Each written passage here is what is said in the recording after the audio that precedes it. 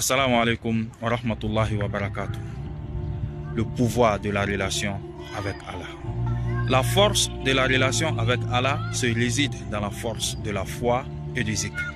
La foi signifie la soumission du cœur au dit d'Allah subhanahu wa ta'ala et de tout ce que le prophète sallallahu alayhi wa sallam a apporté. Quant au zikr, il fait partie des mots qui donnent plusieurs significations dans une phrase. Il peut signifier la prononciation du culte, comme faire l'istighfar par exemple. Il peut également signifier un acte d'adoration. Il faudra souligner que le mot zikr peut être dans le sens de souvenir.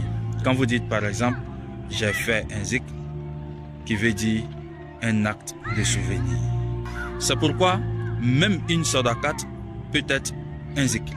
Le prophète sallallahu alayhi wa sallam a dit, quand le fils d'Adam meurt, toutes ses actions sont coupées, sauf trois choses, et parmi lesquelles il y a la charité qui est la sadaqat, et il y a bien sûr un enfant qui va faire des bénédictions pour lui. Et si le zikr signifie souvenir, nous comprendrons alors que l'enfant et la charité sont également des zikrs. Vous pouvez également comprendre que le zikr est de deux types. Il y a ce que l'on dit et il y a ce que l'on pratique. Et le prophète sallallahu alayhi wa sallam a demandé qu'il faut juger une personne par ses dits et ses pratiques. Umirna an nahkuma ala zawahir wallahu yatawalla sarair. Lorsque le zikr et la foi s'unissent, ils créent une connexion et une force avec Allah subhanahu wa ta'ala. Et c'est en ce moment que l'on peut être appelé un mu'min. Allah dit wala tahinu wala tahzanu wa antumul a'launa in kuntum mu'minin.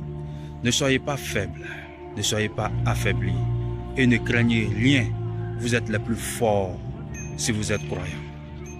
Et Allah a dit à Moïse, ama tadri anni jalisu man zakarani wa haysumal tamasani wajadani. Ne sais-tu pas que je suis l'ami de celui qui se souvient de moi et à tout moment qu'il a besoin de moi, il me trouvera?